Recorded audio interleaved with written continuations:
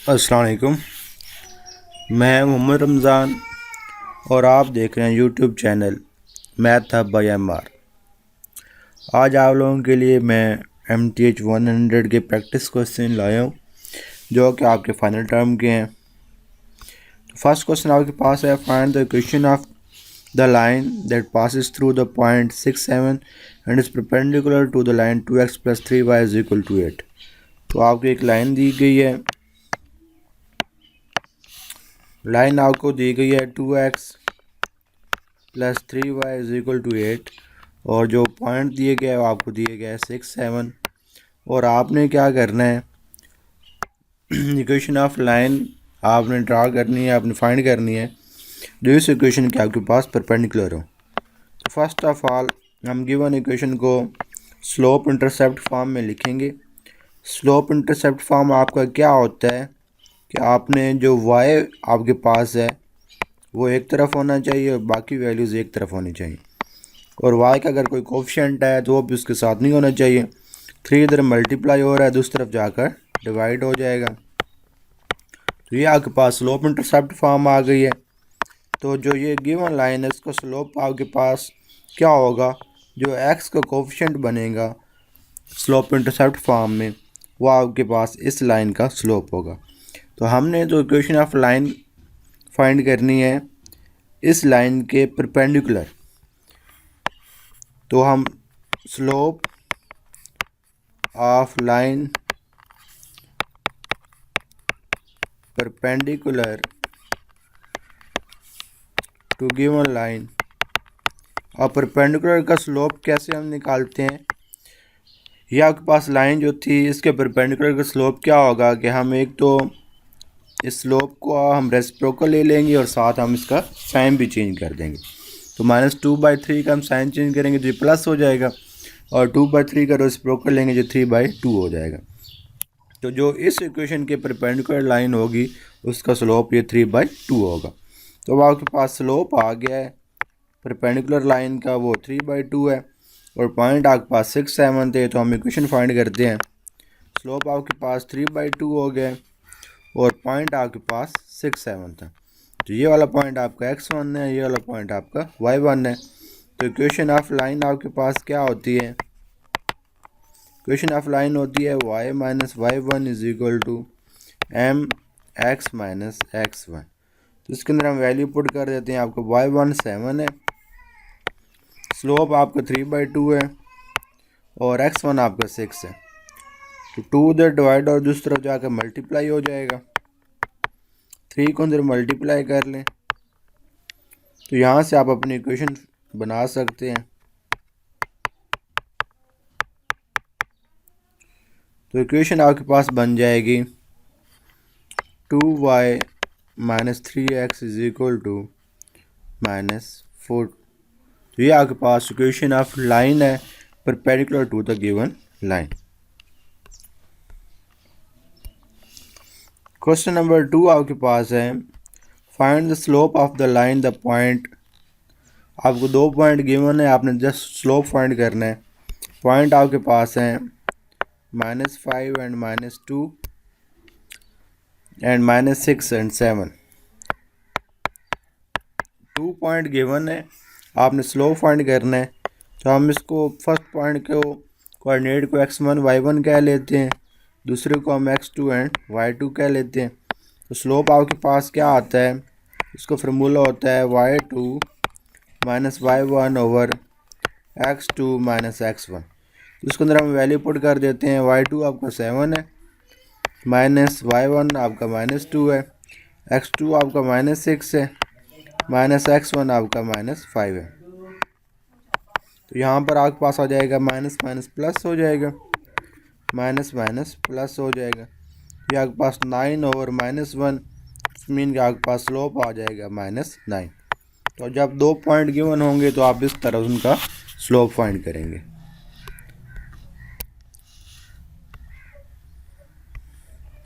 Next आपके पास है, find the slope of the line 6x - 8y = 26।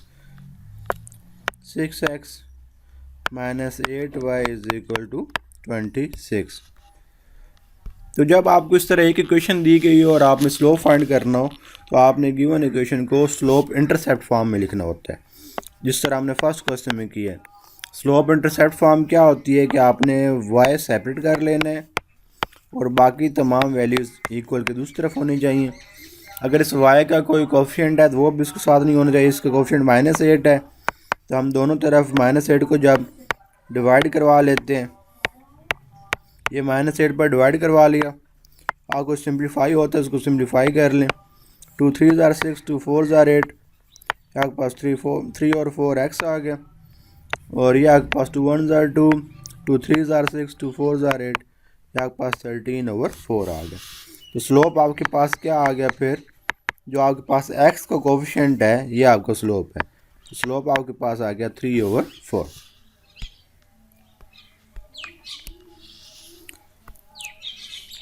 Next आपके पास क्वेश्चन है, find the point of intersection of the line 2x + 3y। Point of intersection से मुराद ये है कि आपने x एंड y इन दो इक्वेशन को यूज़ करके आपने x एंड y की वैल्यू फाइंड करनी है। तो फर्स्ट इक्वेशन आपके पास है 2x + 3y = 7। सेकेंड इक्वेशन आपके पास है 3x + 5y = 3। इसका आपने पॉइंट ऑफ इंटरसेक्शन फाइंड करना है, तो आप कैसे फाइंड करेंगे, आपने x एंड y की वैल्यू फाइंड करनी है। तो आप डिफरेंट इसमें मेथड लगाकर x एंड y की वैल्यू फाइंड कर ले सकते हैं। आप बाय एलिमिनेशन मेथड से भी कर सकते हैं, आप एक में से x की वैल्यू निकाल लें दूसरे में पुट कर दें, ऐसे भी कर सकते हैं। तो मैं बाय इक्वेटिंग कोफिशिएंट से कर रहा हूँ। देखें आपके पास जो फर्स्ट इक्वेशन है वो आपके पास है 2x + 3y। देखिए फर्स्ट इक्वेशन आपके पास है 2x + 3y = 7 and second equation आपके पास है 3x + 5y = 3। मैं x के कोफिशिएंट ना इसके इक्वल करना चाह रहा हूँ, तो क्या करूँगा, मैं जो नीचे वाला इक्वेशन नंबर 2 है उसके जो x को कोफिशिएंट है 3, उसको हम इक्वेशन 1 से मल्टीप्लाई कर दूँगा, और जो फर्स्ट इक्वेशन का x का कोफिशिएंट है 2 उसको मैं सेकंड इक्वेशन से मल्टीप्लाई कर दूंगा। तो जब मल्टीप्लाई करूंगा तो आपके पास फर्स्ट इक्वेशन बन जाएगी 3 2 ज़ार 6x + 3 3 ज़ार 9y 3 7 ज़ार 21। सेकंड इक्वेशन को जब 2 से मल्टीप्लाई करेंगे तो ये आपके पास इक्वेशन बन जाएगी। अब इसमें देखें आपके पास x के कोफिशिएंट सेम हो गए हैं, तो हम इन दोनों इक्वेशन को माइनस कर लेते हैं। माइनस करेंगे तो नीचे वाले साइन चेंज हो जाएंगे, तो 6x ख़त्म हो जाएगा, ये आपके पास आ जाएगा -y = 15। तो यहाँ से आपके पास y की वैल्यू आ गई, y = -15 आ गया। आप ये y की वैल्यू आप किसी इक्वेशन में पुट कर दें, वहाँ से x की वैल्यू निकाल लें। तो मैं इक्वेशन नंबर 1 में पुट कर रहा हूँ y की वैल्यू, आपके पास हो गया 2x + 3 और आगे y है, y की वैल्यू -15 = 7। 2x -15 को 3 से मल्टीप्लाई करेंगे 45 हो जाएगा,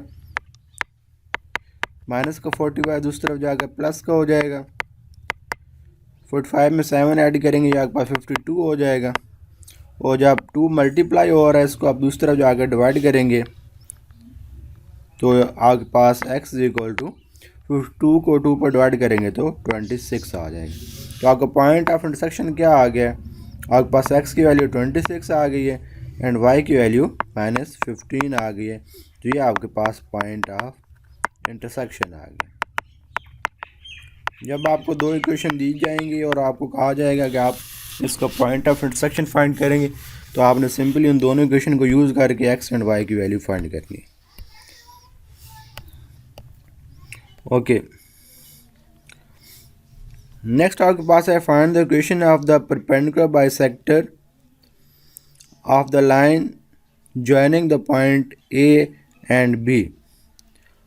आपने क्या करना है, आपने equation of perpendicular bisector find करनी है और दो पॉइंट आप गिवन है। देखें दो पॉइंट गिवन है, हम इससे स्लोप निकालेंगे, और क्योंकि हमने परपेंडिकुलर का इक्वेशन फाइंड करनी है तो हम स्लोप का फिर रेसिप्रोकल भी लेंगे और साइन भी चेंज कर देंगे, तो परपेंडिकुलर लाइन का स्लोप आ जाएगा। तो पहले पॉइंट आप गिवन है a = 28 आपके पास है, बी आपके पास 6 2 है। पहले हम स्लोप फाइंड करते हैं। स्लोप फाइंड करने के लिए आपका x1 y1 हो जाएगा और ये आपका x2 एंड y2 हो जाएगा। तो हम इसका स्लोप फाइंड करते हैं। स्लोप आपके पास आ जाएगा। स्लोप का फार्मूला होता है y2 माइनस y1 और x2 माइनस x1। तो y2 आपके पास 2 है, y1 आपके पास 6 है, x2 6 है एंड x1 2 है। तो ये आपके पास हो गया -4/4। तो स्लोप आपके पास आ गया है -1। तो स्लोप ऑफ परपेंडिकुलर हम यहाँ से निकालेंगे। Slope of perpendicular line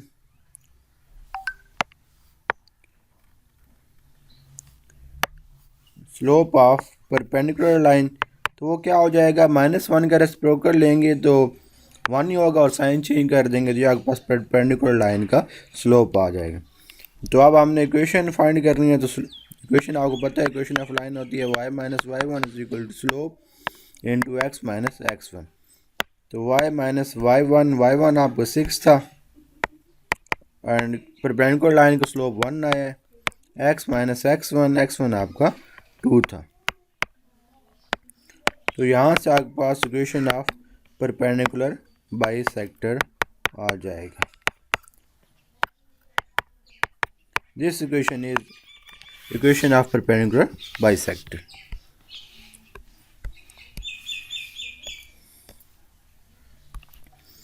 okay, question 6 में आपको ग्राफ दिया गया, कहता है इससे ना आप स्लोप फाइंड करें। तो स्लोप फाइंड करने का वही फार्मूला है, बस पॉइंट आप उसने आपको वैसे नहीं दिए, ग्राफ में दे दिए। तो आपको 0.6 -1 है, -8 एंड 2 है, वही आप फार्मूला लगाएंगे y2 minus y1 over x2 minus x1 का। आपकी मर्ज़ी, आप जिसको पॉइंट ए कह लें, जिसको पॉइंट बी कह लें। तो मैं पॉइंट ए कह लेता हूँ 6 -1 को एंड पॉइंट बी कह लेता हूँ -8 एंड 2 को। तो ये आपका x1 हो जाएगा, ये y1, ये x2 एंड ये y2। स्लोप का फार्मूला होता है y2 minus y1 over x2 minus x1। तो y2 की वैल्यू आपके पास 2 है एंड y1 की वैल्यू आपके पास -1 है, x2 की वैल्यू -8 है, x1 की वैल्यू 6 है। इसको सिंप्लीफाई करते हैं तो ये 3 ओवर -14 आपके पास स्लोप आ जाएगा।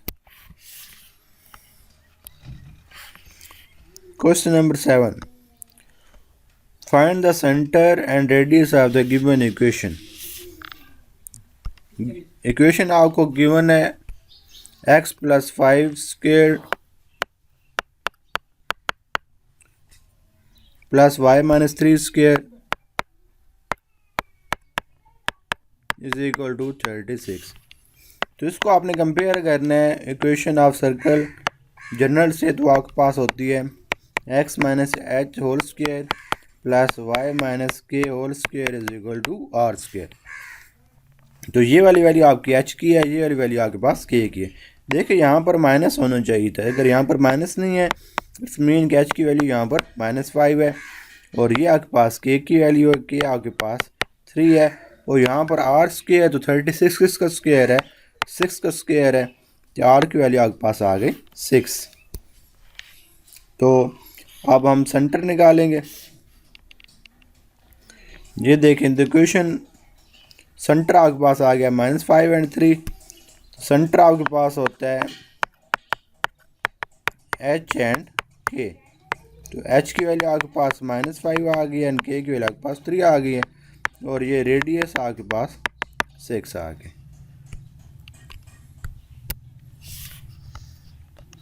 नेक्स्ट आपके पास है are the lines parallel perpendicular nether.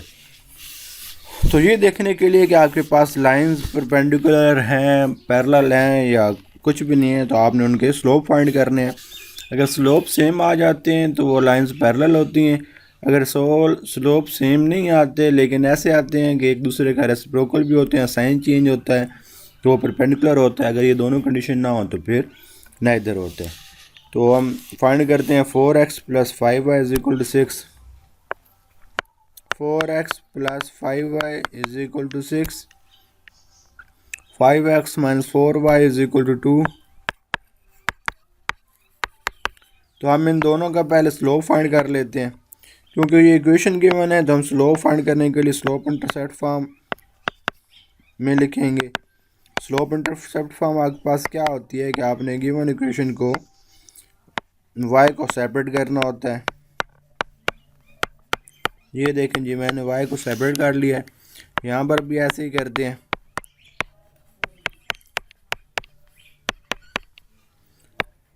-4 को डिवाइड कर देंगे, -4 को डिवाइड करेंगे तो आपके पास ये आ जाएगा। यहाँ पर देखें, इसका स्लोप आपके पास है -4/5 और इसका स्लोप आपके पास है 5/5। तो देखिए दोनों के स्लोप जो हैं वो रेसिप्रोकल भी हैं और साइन भी चेंज है। या फिर दूसरा आपके पास ये होता है कि आप दोनों स्लोप्स को मल्टीप्लाई करें, आपका आंसर -1 ना आ जाए, तो वो परपेंडिकुलर होते हैं। देखें दोनों को मैंने मल्टीप्लाई किया और आपका आंसर -1 आ गया। So lines are perpendicular, so lines are perpendicular. ठीक है, तो इस तरह करके हम परपेंडिकुलर चेक करते हैं। Given that equation of lines 3x plus 5y is equal to -4 and 3x plus 3y is equal to 1, does the line intersect? If they do, find the point of intersection। तो जिस तरह हमने पहले find किया था point of intersection, दोनों को use करके वो हम फाइंड कर सकते हैं। 3x plus y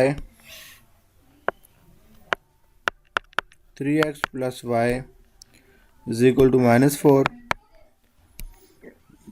3x plus 3y is equal to 1।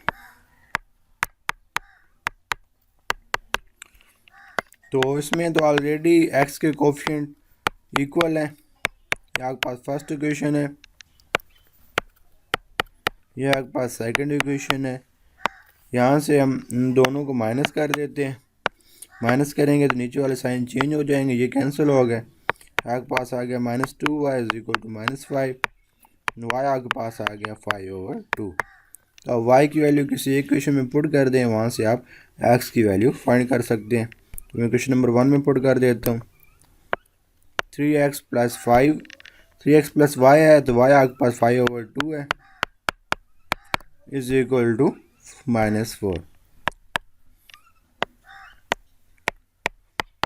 Plus 5/2 तो जाकर माइनस का हो जाएगा, तो 2 एलसीएम आ गया।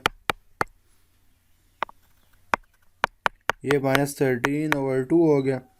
3 मल्टीप्लाई हो रहा है, दूसरा जाकर डिवाइड हो जाएगा, तो आपके पास -13/6 आ गया x की वैल्यू। तो पॉइंट ऑफ इंटरसेक्शन आपके पास आ गया है।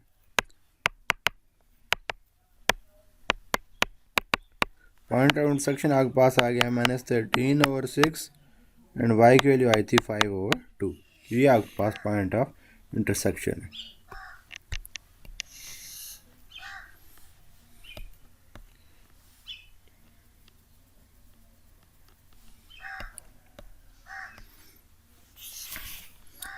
वैसे आपको कहा जाए जस्ट चेक करें पॉइंट ऑफ इंटरसेक्शन कि ये लाइन इंटरसेक्ट करती हैं या नहीं करती। पॉइंट ऑफ इंटरसेक्शन के लिए ना कहा जाए, फिर आपने दोनों को स्लोप फाइंड करने हैं। अगर स्लोप डिफरेंट होंगे वो लाइन इंटरसेक्ट करेंगे, अगर स्लोप सेम होंगे तो लाइन इंटरसेक्ट नहीं करेंगी। तो इन दोनों क्वेश्चन को उसने पहले स्लोप फाइंड किया, स्लोप दोनों के डिफरेंट थे इसलिए ये लाइन इंटरसेक्ट करेंगी। What is the domain range of sine inverse and cos inverse. तो जो आपके पास ये आर्क साइन का मतलब है साइन इनवर्स। साइन इनवर्स की डोमेन आपके पास -1 और 1 होती है और रेंज आपके पास -π/2 से +π/2 होती है। और काज की जो रेंज होती है वो -1 से दोनों की रेंज डोमेन दोनों की सेम है और रेंज डिफरेंट है। तो काज की जो रेंज होती है 0 से π होती है। ये आपने बात याद रखनी है। मैं आपको एक हिंट दे देता हूँ।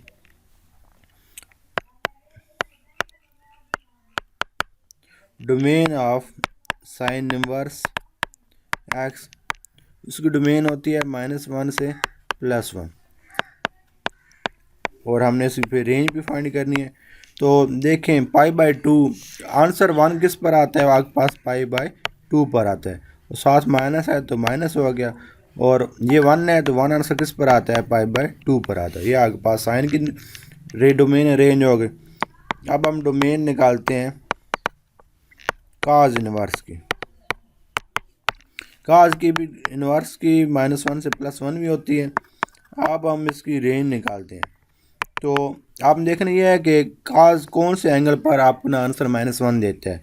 तो काज पाई पर अपना आंसर -1 देता है, और काज किस पर अपना आंसर 1 देता है, तो काज 0 पर अपना आंसर 1 देता है। तो ये उसकी रेंज आ गई।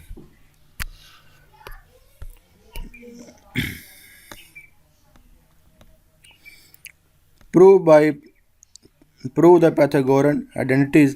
कहते हैं जी पैथागोरस आइडेंटिटीज को प्रूव करें। आपके पास है tan square theta +1 = second square theta. तो हम लेफ्ट हैंड साइड लेते हैं, और लेफ्ट हैंड साइड लेकर हम उसकी राइट हैंड साइड बनाएंगे। tan जो आपके पास होता है वो साइन थीटा और cos थीटा के इक्वल होता है। +1 एज इट इज़ आ गया। ये आपके पास हो गया साइन स्क्वायर थीटा और cos स्क्वायर थीटा +1। हम इसका एलसीएम ले लेते हैं। जब हम एलसीएम लेंगे तो ये आपके पास हो जाएगा cos स्क्वायर थीटा नीचे आ जाएगा, ऊपर हो जाएगा sine square theta plus cos square theta. तो sine square theta plus cos square theta first identity आपके पास =1 होती है। Sine square theta plus cos square theta की जगह पर 1 आ गया, और नीचे आपके पास आ गया cos स्क्वायर थीटा। तो 1 और cos आपके पास सेकंड के इक्वल होते हैं, और क्योंकि ऊपर स्क्वायर है इसलिए ऊपर क्या आ जाएगा, स्क्वायर आ जाएगा। ये = राइट हैंड साइड आ। नेक्स्ट है आपके पास 1 + cot square theta = cosecant square theta. 1 + cot square theta = cosecant square theta. इसको हमने प्रूव करना है। दोबारा लेफ्ट हैंड साइड लेकर चलते हैं। 1 + cot स्क्वायर थीटा, 1 + cot आपके पास cos थीटा और साइन थीटा के इक्वल होता है, ऊपर आ गया स्क्वायर। स्क्वायर हम दोनों का सेपरेट कर देते हैं। ये आपके पास हो गया cos स्क्वायर थीटा और साइन स्क्वायर थीटा। एलसीएम ले लेते हैं। साइन स्क्वायर थीटा आपके पास एलसीएम आ गया, तो ये आ जाएगा sine square theta plus cos square theta. Sign square theta plus cos square theta 1 हो गया, और साइन स्क्वायर ऐसे ही आ गया। तो 1 और साइन स्क्वायर जो होता है आपके पास कोसेकेंड होता है, ऊपर स्क्वायर होने की वजह से ये स्क्वायर आ गया। तो ये = राइट हैंड साइड होगा।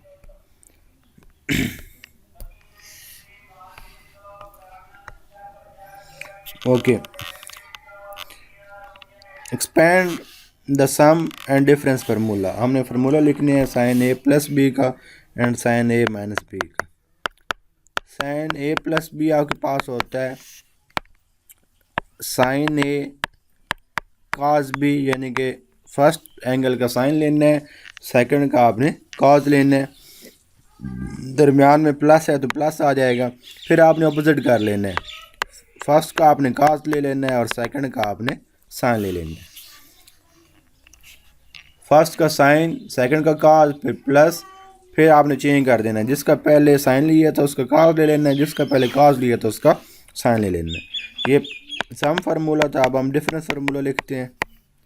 डिफरेंस फार्मूला बिल्कुल सेम है, बस साइन चेंज हो जाएगा। sin a cos b, जहाँ पर पहले प्लस था वहाँ पर माइनस आ जाएगा। तो ये आपके पास सम एंड डिफरेंस फार्मूला है साइन के। नीचे आपके पास क्वेश्चन है, use trigonometric identities to prove that tan y और sin y = secant y। tan y और sin y = secant y। हमने ये प्रूव करना है, तो हम लेफ्ट हैंड साइड लेकर प्रूव करते हैं। tan y और sin y tan y आपके पास होता है sin y tan आपके पास होता है साइन और काज के। तो ये जो नीचे 1/sin y था उसको मैंने सेपरेट करके लिख लिया है। साइन वाई से कैंसिल हो गया। पीछे आपके पास रह गया 1/cos y। पीछे आपके पास रह गया 1/cos y। तो जो 1/cos होता है ये सेकंड होता है, साथ क्या आ गया, y आ गया। तो ये आपके पास राइट हैंड साइड थी।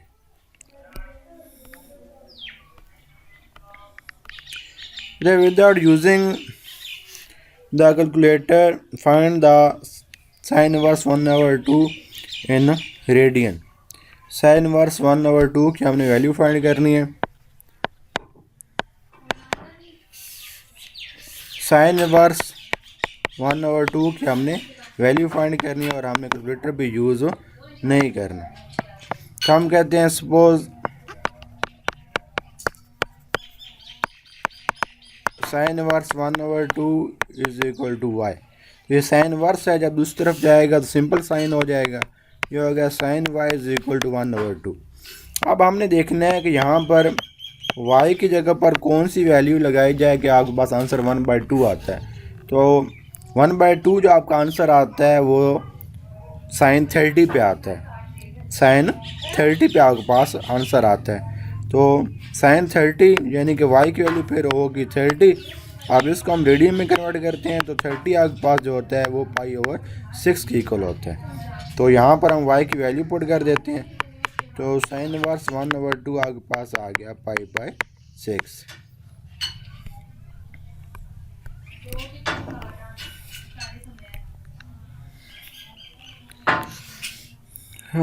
विदाउट सॉरी ये 1/2 स्क्वायर रूट था, मैंने 1/2 से कर दिया। ओके 1/2 स्क्वायर रूट से भी कर लेते हैं। ये 1/2 स्क्वायर रूट आ गया, यहाँ पर 1/2 स्क्वायर रूट आ गया, यहाँ पर 1/2 स्क्वायर रूट हो गया। तो 1/2 स्क्वायर रूट जो होता है आपके पास 45 पे होता है और रेडियन में जब आप 45 को कन्वर्ट करेंगे तो आपके पास π/4 हो जाएगा।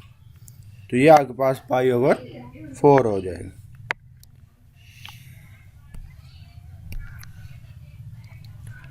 Find the exact value of cos 120। हमने cos 210 की एग्जैक्ट वैल्यू फाइंड करनी है। cos 210, तो cos 210 को हम कैसे लिख सकते हैं? cos 210 को हम लिख सकते हैं 180 + 30। तो इस पर हम cos का फार्मूला लगाएंगे। cos का फार्मूला क्या होता है? ये होता है cos अल्फ़ा cos बीटा, दरमियान ये प्लस है तो माइनस हो जाएगा, साइन अल्फ़ा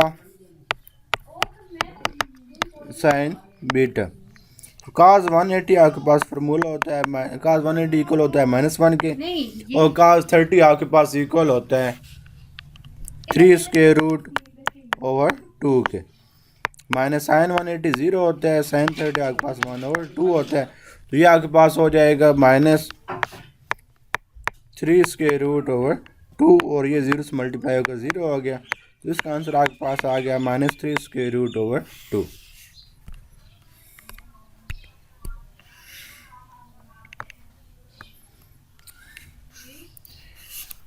क्वेश्चन नंबर 16 है, given that sin theta is equal to 3√2 find all possible value of theta in the range -180 से 180 तक। ये आपने फाइंड करनी है। तो ये साइन है, दूसरी तरफ जाकर इन्वर्स हो जाएगा। तो साइन इन्वर्स यानी कि 3√2 वैल्यू साइन की कब आती है? वो साइन 60 पे आती है। तो आपका आंसर 60 आ गया। अब फार्मूला क्योंकि उसने हमें दिया है कि 180, तो हम क्या लिखेंगे? Sine 180 minus theta. तो थीटा आपके पास -60 आया है, तो ये आपके पास 240 हो जाए। ओके,